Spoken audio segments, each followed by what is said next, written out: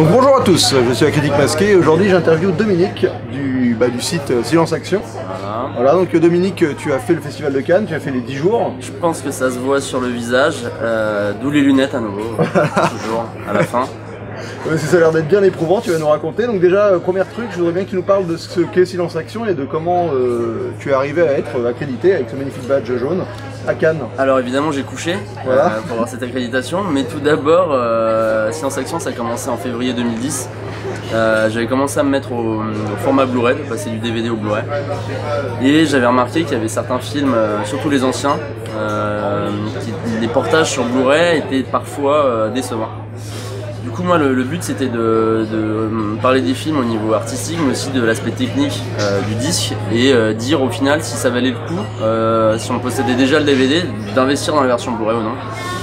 Et puis très rapidement je me suis dit je pourrais aussi parler des sorties de films en salle, donc je suis passé aussi à des critiques de films, à parler un peu de courts-métrages, à parler un peu des festivals. Il se trouve que je suis venu à Cannes la première fois en 2011 avec une accréditation cinéphile, donc vraiment la base de la base. C'est bien pour découvrir même si au niveau des accès c'est assez limité. Et ensuite j'ai eu la chance de 2012 d'avoir un court-métrage au Short Film Corner, donc badge du Short Film Corner, plus puissant.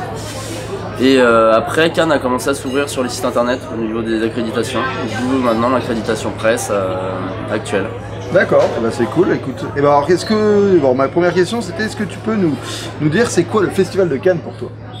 Alors pour moi le Festival de Cannes c'est j'ai pas la prétention de dire que je connais tous les festivals, mais je pense que c'est quand même un des plus prestigieux au niveau mondial, ne serait-ce pour ce qui s'y joue, même au-delà des différentes sélections.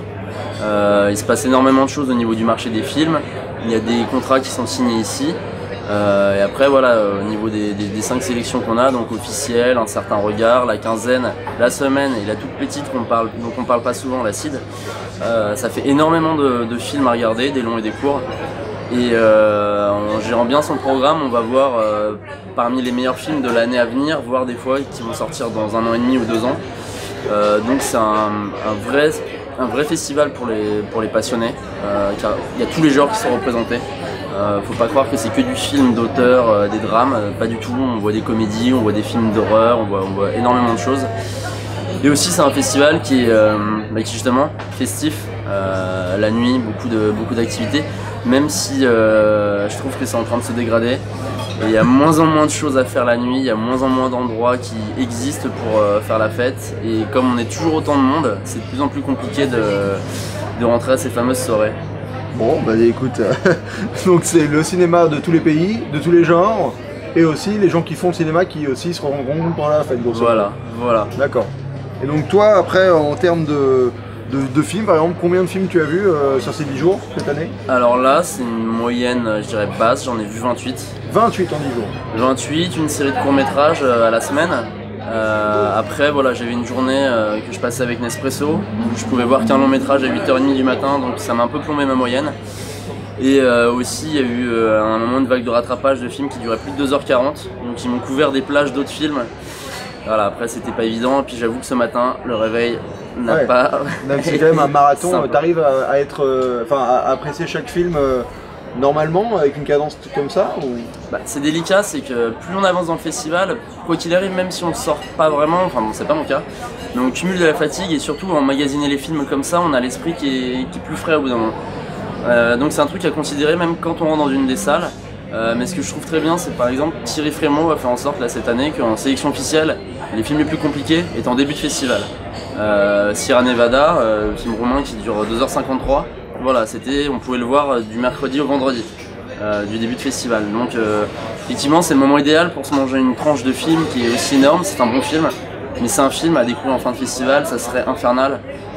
Ça devait être il y a 3 ou 4 ans, c'était le Nuri Bilge Ceylan, c'était Il était une fois en Anatolie, qui avait été diffusé le samedi, c'était un film de plus de 2h20. Comme celui d'après quoi. Voilà, très contemplatif. Et je me souviens que le matin, les festivals étaient sortis en disant ouais c'est nul, c'est chiant, j'ai dormi. Le film est le grand prix du jury, je l'ai découvert plus tard à Paris, le film est génial. J'étais bien heureux de ne pas l'avoir vu à Cannes. D'accord, donc c'est quand même il y a presque une stratégie à adopter pour aller voir certains films à certains moments. Tout à fait. Il faut aussi pouvoir les respecter en allant les voir. Exactement, après on peut pas lutter contre la fatigue. Moi je sais que j'étais un peu somnolent devant le film d'Olivier Assayas. coup j'en ai pas énormément parlé parce que je suis conscient d'avoir loupé des choses du film. Parce que toi sur Silence Action, pendant le festival de Cannes, tu fais une rubrique quotidienne, voilà. Où tu résumes chaque journée du festival. Exactement, c'est plus des critiques de films formels, voilà, comme au reste de l'année. C'est des petits paragraphes, j'essaie d'aller à l'essentiel, de raconter un peu les détails de ma journée qui font un peu le sel du festival de Cannes. C'est pas tous les jours qu'on peut croiser Kristen Stewart ou Vincent Cassel et voilà, ou échanger avec. Hier j'ai eu la chance de croiser Alice Isaz, boire une bière à côté de Nicolas Cage. Voilà, c'est pas tous les jours que ça arrive. Donc toi, en tant que là pour le coup, tu sors un peu du rôle de critique de cinéma quand sur ce genre de chronique et il y a un peu une part de transmission du rêve cannois que tu essaies de faire. Voilà, mon projet c'est d'avoir un contrat avec GoPro pour que j'ai un truc dans l'œil qui va me suivre toute la journée et j'aurai besoin de rien écrire, j'aurai juste à uploader la nuit et ça sera parfait. C'est Sony qui fait la caméra dans la lentille. Alors comment était pour toi cette édition du festival 2016 ? Alors, c'est cru comme on dirait. Alors assez particulière. Alors si c'était du vin, je dirais. En fait, on avait une sélection officielle qui était ultra alléchante sur le papier. Parce que alléchante par les noms. Par les noms. Parce que effectivement, il y a beaucoup de gens qui se plaignent qu'il n'y a pas beaucoup de nouveaux réalisateurs en compétition. Mais en même temps, voilà, les nouveaux talents, on peut les découvrir à la semaine, ou parfois à la quinzaine, ou à l'acide. Et faut se l'avouer, c'est qu'il y a des grands noms, on a envie de voir leurs nouveaux films le plus tôt possible et on est content de les voir présents en sélection officielle. Après, voilà, moi sur les grands noms, j'ai eu des déceptions telles que le Jarmusch, le Almodovar, même le Xavier Dolan, j'attendais beaucoup. C'est vrai que tout le monde l'attendait beaucoup. Voilà, et du coup c'est... J'ai entendu mitigé, non? Voilà, du coup ça... Moi, il y a des grands réalisateurs qui ont fait des films qui sont bons, qui sont dans leur style, mais il y a... Comme qui par exemple? Justement Sierra Nevada de Pew, Baccalauréat de Mung Yu qui pourrait être au palmarès, même j'ai envie de dire Guy Roddy, un peu fidèle à lieu, mais il a fait un film qui est très très étrange et vraiment bon, qui est en début de festival. Et voilà, Nicolas Winding Refn, le Danois avec son Neon Demon, il est toujours dans la continuité de son style mutique, contemplatif, plus que Only God Forgives. Ah plus, ok, d'accord. Plus, après ça plaît ou ça déplaît, je suis un petit peu mitigé, mais voilà, il y a des gens qui étaient là pour faire ce qu'ils ont toujours su faire. Et on n'a pas eu de réalisateur qui, voilà, tout d'un coup a une poussée vers un autre style ou... Ouais, c'est pas une année de renouvellement de leur genre Non, après il y a un film qui a énormément plu et qui m'a pas touché, c'est le film allemand de Maren Ade, c'est Tony Erdmann. Voilà, bon, la salle était hilar, moi aussi j'ai un peu rigolé, mais je trouve le film vraiment long, il fait 2h40 et très très démonstratif. C'est un huis clos, non? Ah non du tout, le huis clos c'est Sierra Nevada. Ah c'est Sierra Nevada le huis clos. Mais un huis clos qui est assez bien géré, enfin c'est tout en panoramique, la caméra sur pied. Mais pour Tony Erdmann, non, le problème c'est qu'au bout d'une demi-heure on sait exactement ce que va vouloir faire la réalisatrice avec ses personnages. Et du coup il reste 2h10 où effectivement elle va suivre ce programme où il y a beaucoup d'absurdité, de gags, mais pour moi c'est pas suffisant de rire pour apprécier un film. Ouais, moi j'ai eu un peu le problème avec Elle de Verhoeven hier avec ça, mais parce que moi faut savoir que moi je suis pas accrédité, donc j'ai vu aucun film, j'ai juste vu Elle, donc je laisse Dominique qui sort mercredi d'ailleurs, belle exclusivité quand même. mais voilà, mais c'est vrai que Dominique lui a vu 28 films dont certains qui sortiront pas avant un an en France. Le Jodorowsky qui n'a même pas de date. Voilà, il y en a même certains qui sortiront peut-être jamais, ça arrive. Ça peut arriver, c'est rare quand même, mais ça peut arriver. Mais oui, le Jodorowsky qui passe en même temps que le Spielberg. Bon bah voilà, j'ai sacrifié le Spielberg qui sort au mois de juillet pour voir. Oui, parce que c'est le Spielberg. Par contre, le Jodorowsky il est en compétition, il était à la quinzaine. Il est à la quinzaine. Ouais. Parce que donc il y a 4. Tu m'expliques qu'il y a 4 catégories, 5. Voilà, alors la sélection officielle qui comprend la compétition, leur compétition, les séances spéciales. Voilà. Donc ça c'est plus le côté paillettes invité. Paillettes, séance de minuit, voilà. Ok. La sélection Un certain regard, qu'on appelle un peu la petite sœur de la compétition, c'est aussi géré par les équipes de Thierry Frémaux. Et à côté, donc on a la quinzaine des réalisateurs. C'est Weintraub qui est à la tête de cela. La semaine de la critique avec Charles Tesson. Alors la semaine de la critique, la particularité c'est qu'ils prennent que des premiers ou des seconds longs métrages. Et ils sont sélectionnés par un comité de critique. D'accord. Voilà, d'où la semaine de la critique. Oui. Et pour revenir un peu à la quinzaine des réalisateurs, la quinzaine des réalisateurs est une compétition, enfin est une sélection non compétitive. D'accord, Il n'y a pas de prix. Il y a des prix spéciaux donnés par des partenaires, mais il n'y a pas de compétition propre à cette sélection. Donc c'est vraiment une exposition, un festival pour les gens pour présenter une sélection. Voilà. D'accord. On peut dire et le ça. dernier, Acide? L'Acide, en fait, c'est des films indépendants, donc qui passent pas sur les grands cinémas, les grandes salles de la Croisette. Et là, oui, c'est vraiment... là, à l'Acide, on va vraiment à la découverte d'auteurs, même s'il y a des gens qui reviennent, ou s'il y a quelques noms qu'on peut connaître quand on est cinéphile. Mais l'Acide, c'est vraiment le plus petit bloc qu'on peut voir, mais c'est pas pour autant qu'il est... J'en avais jamais entendu parler de l'Acide. Je suis novice à Cannes. C'est vraiment un à côté l'Acide. D'accord. Alors, et donc, en termes de films, si tu devais résumer cinématographiquement cette édition, moi j'ai cru comprendre que c'était pas innovant, mais est-ce que tu as d'autres... Est-ce qu'il y a d'autres... Enfin, comment tu résumerais filmiquement parlant? Filmiquement parlant, c'est marrant parce qu'il y a certains films que j'ai vus qui sont liés entre différentes compétitions. On m'a dit Elle et le Iranien par exemple. Alors l'Iranien je l'ai pas vu, donc je dirais bon, je vais pas faire le blasé, hein, c'était vraiment un bon festival. Même si voilà, il y a eu des déceptions, mais en même temps c'est normal, il y a souvent des gens qui... on a des attentes par rapport à certains réalisateurs et forcément ça crée des déceptions. Après, on se disait Cannes 69, est-ce que ça sera le Cannes de l'année érotique? Voilà. Et en regardant les synopsis, on aurait pu se dire bon bah il n'y aura rien à ce niveau-là. Mais on a eu beaucoup de scènes de sexe en première semaine. Des scènes assez exceptionnelles, je dirais, des choses qu'on va pas oublier, qui vont vivre avec nous dans nos cauchemars. Chez Alain Guiraudy notamment, ou même dans le Tony Erdmann, justement, il y a une scène un peu bizarre sexuellement. Donc, même dans le Verhoeven d'hier, bon. Le Verhoeven aussi, il faut dire que. Il est pas novice du truc, mais. Il y va, et non, on va pas dire que c'était le sexe, la thématique de ce festival de Cannes, mais il y a eu des choses belles. Par exemple, en ouverture, il y avait eu Woody Allen avec Café Society, et à un moment, il est dit la vie n'a pas de sens, il faut vivre chaque jour comme le dernier, car un jour, ça sera vraiment le bon, quoi. Et donc il y a une certaine philosophie qui se dégageait de Café Society qu'on retrouve un peu dans Poésie sans fin de Jodorowsky, où à un moment, donc c'est un film autobiographique qui raconte là son adolescence, enfin son passage à l'âge adulte. Et Jodorowsky lui-même se parle à lui jeune à un moment dans le film. Et il lui dit, il dit exactement que la vie n'a pas de sens, il faut se contenter de vivre. Donc c'est marrant de voir des réalisateurs qui sont à peu près de la même génération, mais d'univers totalement différents. Qui arrivent à l'aboutissement de la même... Qui donnent les mêmes messages, ou après c'était sinon des détails. C'est par exemple dans Tony Erdmann, il y a un costume très particulier, c'est un costume traditionnel bulgare. Il y a un énorme Chewbacca avec une tête de...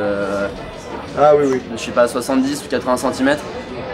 Il y avait un film à la semaine de la critique de Jean-Christophe Meurice qui s'appelle Apnée. Et à un moment, il y a ces personnages-là aussi dans le film. D'accord. Donc c'est marrant parce que normalement, il n'y a aucun lien entre un film qui était en sélection officielle et un film à la semaine de la critique. Et c'était marrant de se retrouver ce personnage qui est très particulier dans deux films différents. En effet. D'accord. Quelle est ma prochaine question? Ma prochaine question, c'est est-ce que pour toi, tous les films avaient leur place dans cette sélection? Clairement, il y avait des choses qui auraient pu s'abstenir d'être là. Dans la section on va dire dans la compétition. Parce que la section officielle, il y a toujours des films qui viennent pour les stars. Et... ça c'est une question qui fâche parce qu'en fait, quelle est la légitimité ou non d'un film? Moi je pense qu'au niveau des sélections, il y a certains enjeux qu'on ne maîtrise pas du tout nous en tant que festivaliers. Après il est certain qu'il y a certains films, on se dit bon ils sont pris parce que c'est réalisé par quelqu'un de très connu. Il y a beaucoup de stars dedans. Je vais pas pointer du doigt le Sean Penn, par exemple, qui pour moi était le plus mauvais film de la compétition, sur des humanitaires qui sont des médecins humanitaires dans les conflits africains. Il met ça en parallèle avec une histoire d'amour impossible. Enfin, c'est un mélo qui est tellement mal mis en scène. Charlize Theron, elle essaye de tenir la barre comme elle peut, et Javier Bardem dedans qui est pas du tout convaincant. On trouve un peu de Jean Reno. Il s'appelle Dr Love d'ailleurs. Jean Reno est le Dr Love. Qui est un petit peu d'Adèle Exarchopoulos dans ce récit qui est vraiment décevant. Alors, Sean Penn est quelqu'un relativement mal aimé par la critique en tant que réalisateur. Moi, personnellement, un film comme Into the Wild, ça me touche beaucoup. Donc, c'est peut-être mon côté fleur bleue, je sais pas. Mais ça me touche beaucoup. Et là, je retrouve pas du tout le réalisateur de Into the Wild dans The Last Race. Même celui qu'il avait fait avec Jack Nicholson avant, qui était bien aussi. C'était. Pledge ou un truc comme ça, je crois. Oui. De thriller qui était quand même de bonne facture, enfin, avec l'ambiance et tout ça. Là, on avait l'impression de voir une version non finalisée du film, c'était assez catastrophique. Alors après, la légitimité d'un film ou non en compétition, c'est vraiment délicat. Oui, c'est vraiment délicat. Je comprends ce que tu veux dire. Vous avez pas vu que vous ne savez pas comment les décisions sont prises. Exactement. Qu'est-ce qui justifierait qu'un film soit là ou pas plutôt qu'un autre? Après, il peut y avoir des films qui sont là pour certaines qualités artistiques plus que d'autres. Des qualités de mise en scène peut-être, ou une qualité de jeu d'un comédien qui va se détacher et qui justifie la présence du film. Ensuite, je suppose que c'est un métier, enfin une tâche très difficile que fait Thierry Frémaux et ses équipes. Et même si forcément en fin de festival il y a des films qu'on aime moins, je vais jamais jeter la pierre, dire ah qu'est-ce qui s'est passé, rembourser. Rembourser les accréditations gratuites, en effet. Et comment tu as senti le public dans les séances? Alors c'est particulier parce que quand on va en salle presse, la presse est plutôt réservée. Ouais, tout ce qui est comédie, ça va être beaucoup plus sur la réserve. Alors par contre, la salle était hilar sur Tony Erdmann. Donc la presse a vraiment adoré le film. Après le public, ça dépendait des séances. J'ai pas fait énormément de séances de gala, j'ai eu la chance de faire The Neon Demon. Donc les séances de gala c'est avec le tapis rouge et l'équipe. Nicolas Winding Refn a été accueilli vraiment comme un roi. Après les applaudissements à la fin du film étaient beaucoup plus sages, c'était un peu poli quoi. Ensuite, non, hier j'étais assez étonné, j'ai fait la séance de minuit de Bloodfather de Richet avec Mel Gibson. Et le film, bon, il est vraiment mauvais, il y a quelques bonnes vannes et la salle ne riait presque pas. Alors je sais pas si les gens étaient fatigués, séance de minuit qui a commencé un petit peu en retard. Séance de minuit le samedi soir. Mais le public, après voilà, on n'est pas tout le temps nous avec le batch press mélangé avec eux. Mais j'ai senti des salles conquises, notamment le jeu d'Orowski, c'était très émouvant, surtout qu'il est venu sur scène à la fin. Le premier film aussi je vais pas me tromper dans son nom. La réalisatrice de Divine, c'est Ouda Benyamina peut-être. Désolé si je. Voilà, premier film, on a le droit de se tromper, j'espère. Et donc oui, Divine a été très très bien accueilli. C'est un beau film, c'est un film drôle et touchant sur une histoire d'amitié dans la banlieue, des deux adolescentes qui veulent commencer à faire un peu du trafic et s'en sortir dans la vie. Il y en a un que t'as pas du tout aimé sur la banlieue, le truc de vampire là? Le truc de vampire. Ah oui. Ça j'ai entendu que du mauvais ça. C'est The Transfiguration. Alors bon déjà je me suis bien planté, c'est que je pensais que j'allais voir un film coréen. Donc voilà, déjà je vois le nom du réalisateur, Michael Oshia, je commence à me dire bon peut-être que c'est un. C'est britannique en fait, non? Ça pouvait être un expatrié aussi, je me suis dit. Mais il est britannique en fait le film? Il est américain. Américain carrément. Et donc en fait c'est l'histoire d'un garçon qui s'appelle Milo, c'est qui vit avec son grand frère dans une cité. Leur mère est morte. Et le grand frère a l'air de rien foutre, regarder la télé toute la journée. Et ce gamin en fait attaque des gens pour leur sucer le sang. Il est fan de films de vampires et ça parle de. C'est une histoire de no future un peu dans la cité, mais on sent que le réalisateur connaît vraiment les codes du genre, est vraiment passionné par le film de vampire, mais il réalise un film entièrement en caméra à épaule, qui est fatigant, où il utilise des grosses basses pour faire monter la tension très souvent, et c'est fatigant à regarder, et même si les deux comédiens... la musique, je suis vite fatigué moi, en ce moment. On me levait Reven hier, ça m'a dérangé la musique. Je trouvais qu'à un moment, ils appuyaient des choses de manière très artificielle. Mais, ça arrive souvent, après, ça arrive souvent. Ça dépend des réalisateurs, je pense que tout le monde n'a pas la même approche de la musique. C'est vrai que dans le genre, je trouve qu'il y a un peu une abondance de l'utilisation de la musique pour souligner, pour appuyer des choses qui, pour moi, me dérangent. Vu que le Verhoeven, c'est un genre, par exemple, j'ai fait ce parallèle-là. Alors, est-ce que toi, tu pourrais me dire ton palmarès? Ou du moins, oui, on va dire meilleur acteur, meilleure actrice, enfin prix d'interprétation, et peut-être ta palme. On va commencer par les comédiens. Prix d'interprétation féminine. Alors j'aimerais bien que ça aille à Sacha Lane, qui est l'actrice de American Honey, premier rôle. Elle est vraiment magnétique, c'est elle qui accroche la caméra. American Honey, c'est un road trip, hein, c'est ça? C'est ça, d'André Arnold. C'est sur des jeunes aux États-Unis qui se marginalisent, qui vivent en communauté sur la route, à vendre des magazines, faire du porte-à-porte. Et voilà, c'est un quotidien routinier où vendre des magazines, écouter du rap à fond le soir en se bourrant la gueule et en fumant, et voilà, c'est un cercle. Un cycle, quoi. Pas infernal, mais voilà, qui est routinier autant que les gens qui font du métro boulot dodo, mais c'est une belle chronique sur les États-Unis. Donc cette actrice là est très très bien. Après, Huppert est quand même super bien dans elle, je trouve. Je trouvais qu'elle faisait du Huppert.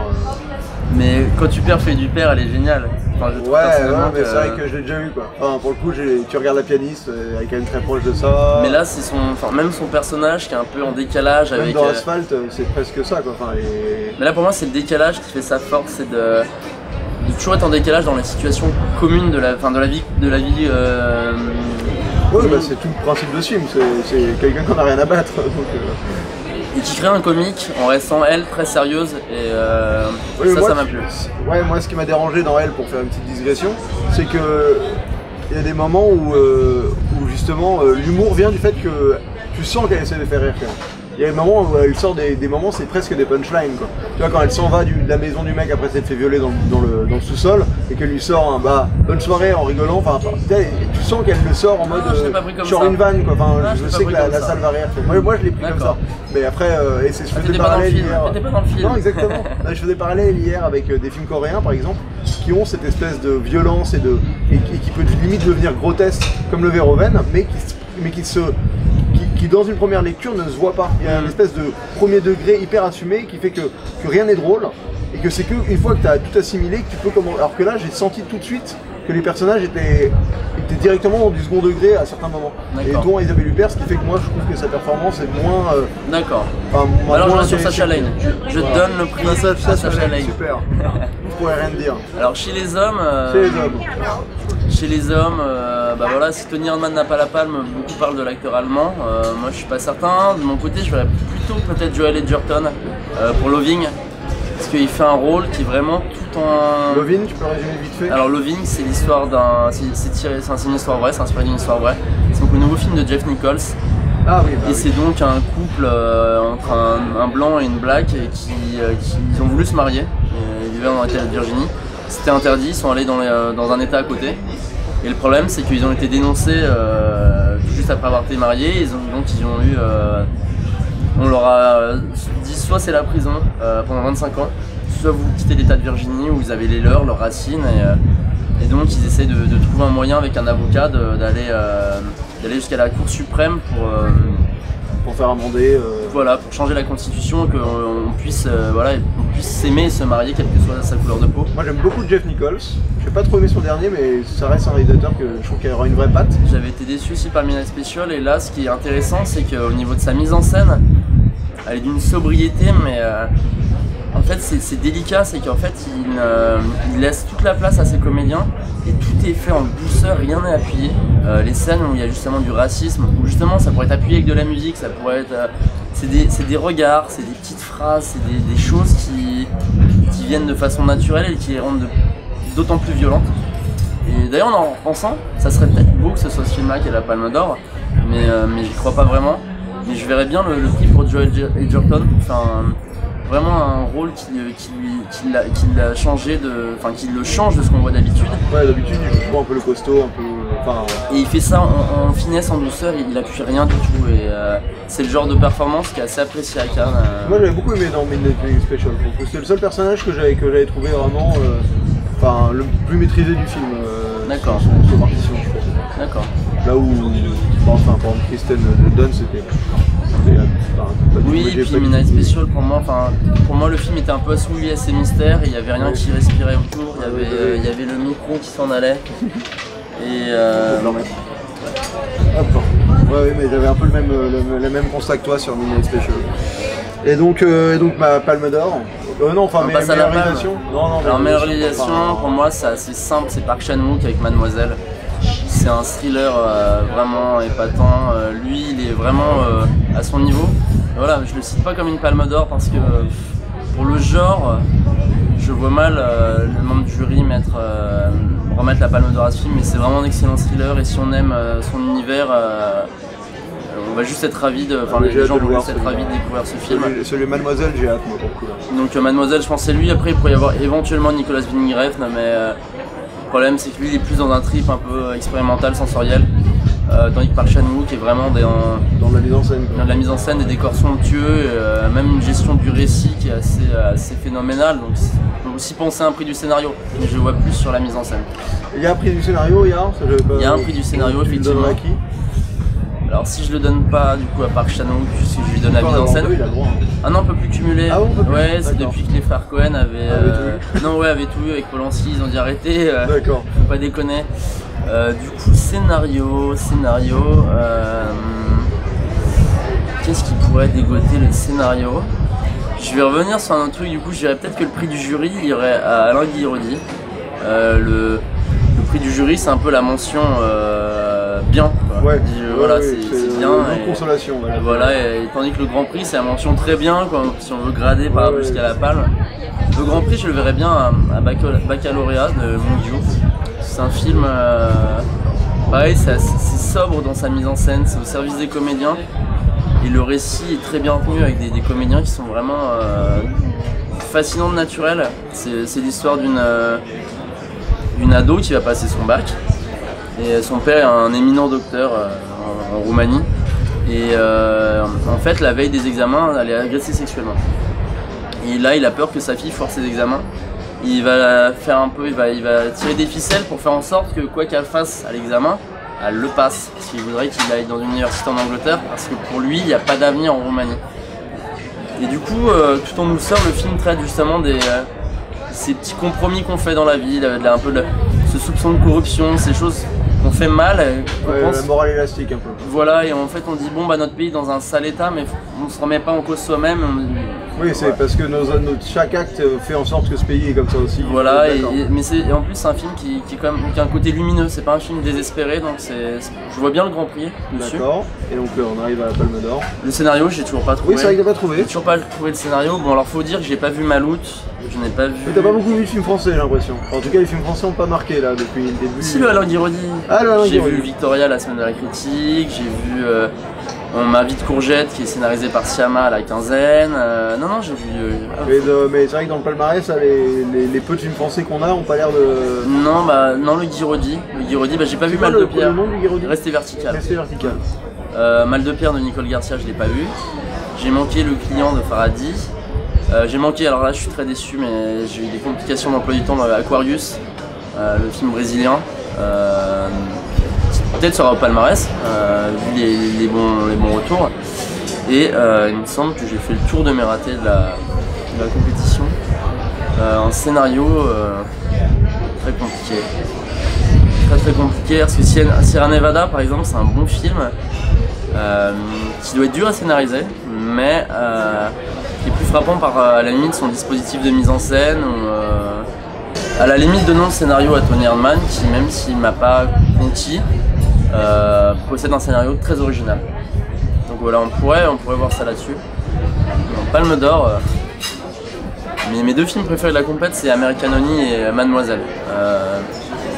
Donc à partir de là, mais c'est pas deux films que je vois se placer sur la palme. Loving est très bien, mais j'ai beaucoup envie de le voir, American Honey, ça m'a l'air vraiment intéressant. Et on peut le rattraper à 16h à l'aide d'un badge. Avec un badge que je n'ai pas. Non, la Palme d'Or, je pense que ça pourrait aller. À ce moment-là, je vais me mettre deux prix sur. J'ai chevauché mes prix alors que c'est pas possible, mais ça pourrait être. Allez, sors-le. Un des deux roumains, non, je sais pas, Baccalauréat ou Sierra Nevada, mais Baccalauréat, je le vois vraiment sur le Grand Prix. Ou alors sinon Loving. Et Loving, ça serait une prise de position à la fois politique et artistique, de récompenser un film aussi mis en scène délicatement, sans fioriture, et qui raconte une histoire qui est vraiment émouvante, et qui raconte une chose aussi qui est importante.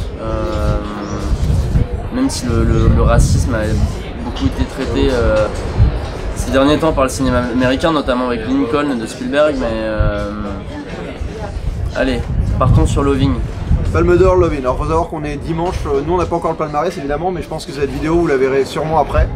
Donc, tu pourras mettre des croix rouges voilà, et des... On pourrait mettre le palmarès là normalement. Peut-être qu'en live vous voyez le palmarès s'afficher sur votre écran et se rendre compte que Dominique a eu tout faux. Donc maintenant on passe. Donc on a parlé des films et du festival. Maintenant j'aimerais bien savoir c'est quoi la vie de festivalier. Est-ce que tu pourrais me résumer une journée type ou pas d'un festivalier à Cannes? Alors la mienne ou celle la tienne, celle que tu connais le mieux, que tu es plus apte à raconter. Alors le plus simple c'est qu'il faut savoir qu'en presse le premier jour on peut voir 2 films. On peut voir dans la journée le film d'ouverture et on peut enchaîner dans la soirée sur le premier film de la compétition du lendemain. En presse en fait on a des séances en décalé la veille. Le problème c'est qu'en presse il y a plusieurs types d'accès aussi. Il n'est pas tout le temps aisé de rentrer, moi avec le badge par exemple le plus faible, le jaune, de rentrer dans cette salle là. Du coup après il faut se rabattre soit sur les séances officielles qui sont parfois sur invitation, celle du soir tout le temps, ou sinon les séances du lendemain. Donc après il faut essayer de naviguer. Le plus simple c'est de se faire un emploi du temps, de se faire une liste des films qu'on veut voir. De créer un premier emploi du temps et de le faire évoluer en fonction de ce qu'on voit. Mais en gros, une fois que le festival a débuté, donc à partir du jeudi, quand toutes les sélections sont ouvertes, c'est de se lever, de prendre un petit déj quand même assez copieux. Parce qu'il est pas rare d'enchaîner un film entre la séance de 8h30 et d'enchaîner ensuite avec celle de 11h30. Donc voilà, il y a beaucoup de repas qui peuvent sauter, ou même faire du 11h30, 14h30, 15h. Les séances s'enchaînent vite, on peut pas amener à manger dans les salles. Il n'y a pas de son à popcorn dans le Grand Palais, j'ai regardé. Ouais, c'est pas mal, d'ailleurs c'est pas mal. Du coup voilà, la journée c'est d'essayer de voir 1 ou 2 films dans la première partie de la journée. De s'en caler un en début de soirée, éventuellement la nuit. Moi personnellement, au bout de 3 films, j'ai l'esprit assez chargé en images et en émotions. 4 films, je trouve que pour moi c'est délicat d'apprécier le 4e, d'avoir... il n'y a plus la fraîcheur d'esprit. Donc ça c'est tout ce qui est cinéma, et qu'est-ce qu'il y a à côté? Où vous mangez, où vous buvez, comment ça se passe le reste du temps? Manger c'est quand on peut. Ouais. L'idéal c'est d'avoir un appartement pas loin du palais pour justement pouvoir faire un saut chez soi, manger. Sinon il y a de la restauration rapide autour du palais, mais bon, faut dire que c'est pas génial. Ces sandwichs sont pas super ou des panini bien gras. Vous avez accès, par exemple, je sais qu'il y a eu plusieurs repas faits ici, là on est sur la plage Nespresso, il y a eu certains repas faits ici, est-ce que c'est des trucs quotidiens que vous pouvez faire ou... Alors ça c'est pas un truc quotidien, c'est des trucs exceptionnels, donc c'est avec des partenaires Nespresso. Mais il y a ici tous les jours des repas, parfois, donc la plage Nespresso est liée à la semaine de la critique. Donc il y a beaucoup d'équipes de films qui viennent ici, des repas pour les partenaires.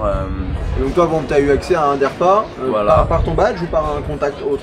Par des contacts. Par des contacts, c'est que par des contacts. Voilà, là on n'est plus dans le cadre de ton accréditation. Non, et puis voilà, badge Nespresso. D'accord, et donc avec ça, tu avais accès à la plage? À tout moment de la journée, sinon il y a des moments où elle est privée. Et ici, tu as de la nourriture où tu pouvais te nourrir gratuitement? Non, pas grâce au badge, non, j'ai vraiment là on peut avoir du café gratuitement. Non, sinon c'est déjà pas mal. C'est déjà pas mal. C'est déjà pas mal et c'est assez essentiel. D'ailleurs on a du palais aussi, du palais. du café au palais gratuitement. Donc c'est bien pour recharger les batteries. Ouais. Pour faire tenir s'il reste de batterie. Ça me servait beaucoup le café à la fac. Et sinon dans la journée on essaye aussi il y a des conférences de presse. Pareil. J'ai la gorge terminée par la climatisation des salles. Il fait très froid en grand théâtre lumière et Debussy. Il faudrait une écharpe en fait. Parce qu'à la fin du festival, on a très mal à la gorge. Et donc, on a aussi les conférences de presse dans le palais qui se font par accès prioritaire de badge, donc des blancs, roses, bleus ou jaunes, c'est les derniers. C'est difficile d'y aller, mais il y a toujours le jeu de choper l'équipe à l'entrée ou à la sortie. Photos, des autographes, des trucs. Parce que ça, c'est vrai que c'est aussi une partie importante de Cannes, c'est le fait de côtoyer des gens qui font cinéma. Donc toi, par exemple, quelle rencontre tu as faites durant ce festival qui t'ont marqué?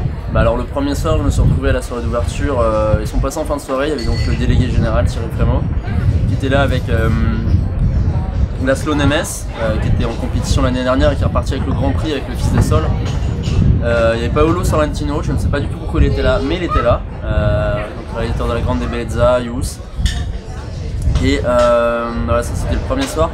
Il m'est arrivé de croiser du coup Willem Dafoe à la quinzaine, ou même hier au bar du Majestic avec Nicolas Cage. J'ai eu la chance aussi de parler un peu avec Alice Isaz, de retrouver Vincent Lacoste avec qui j'ai travaillé et fait un festival déjà aux Arcs. Et pardon. J'ai pris un ascenseur avec Kristen Stewart, c'est assez rare pour le noter.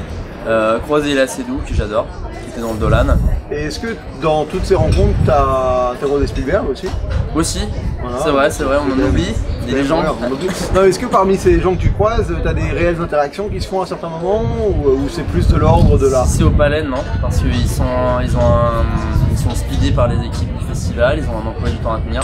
Ils peuvent pas s'arrêter, parler 5 minutes avec des gens, même s'ils en ont envie. Non, le mieux c'est de les trouver dans certaines soirées. Le problème c'est qu'il y a des soirées difficiles d'accès où ils vont eux-mêmes être dans un carré VIP. Oui. Donc après sinon il faut avoir la chance d'être dans un des bars d'hôtel et de pouvoir dialoguer avec eux, mais c'est assez délicat. Et donc justement, quelles sont les meilleures soirées cannoises de l'année? Bon voilà, qu'est-ce que tu as fait comme soirée qui valait le coup? Alors cette année les meilleures soirées c'était principalement la Villa Schweppes. Donc la Villa Schweppes c'est une boîte qui est au-dessus du palais on va dire? Au-dessus ouais, qui est dans un club qui s'appelle le Club Les Marches le reste de l'année. C'est au-dessus d'un casino qui est à côté du palais. Et donc j'ai eu la chance d'y aller, vers Saint-Dominique en partie, et donc pour résumer l'endroit, c'est les films organisent des soirées là-bas, tous les soirs il y a une soirée. Il y a une soirée de film un soir sur deux. Un soir sur deux, voilà. Et les autres c'est des soirées normales. Et une fois que tu rentres, c'est alcool à volonté. Voilà, c'est open bar. Un peu d'attente, mais... Il faut pas abuser non plus. Ah bon? Rappelons. Ah oui, je pensais que là-bas, au bout de quelques verres, il disait... Non, c'est pour sa santé personnelle et pour qu'il y ait le festival. Ouais, bien sûr. Ça fait pas avant 4h du matin, donc bon. La Villa Schweppes, qui est, j'ai envie de dire maintenant, un des survivants de la belle époque. Il y avait plein de marques sur les plages, Martini, Chivas, il y avait des fiestas qui étaient quand même plus alléchantes. Là, la Villa Schweppes, ils ont eu un gros concert le samedi avec un groupe de rock de Perpignan, The Liminianas, qui ont mis une sacrée ambiance.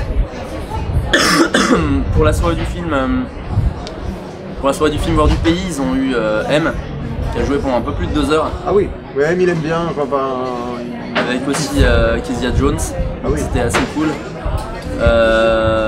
C'est tout petit, donc un concert doit être assez... moi j'ai pas pu voir le concert, mais ça doit être assez exclusif d'une certaine manière. Ouais, la M, les gens étaient sur les tables, les sièges, c'était hallucinant. Bon, il y a une terrasse quand même aussi, un côté terrasse. Donc ça c'était vraiment les 2 grosses soirées grâce à Schweppes. Ensuite ici sur la plage Nespresso, il y avait tous les soirs des soirées des films de la semaine de la critique.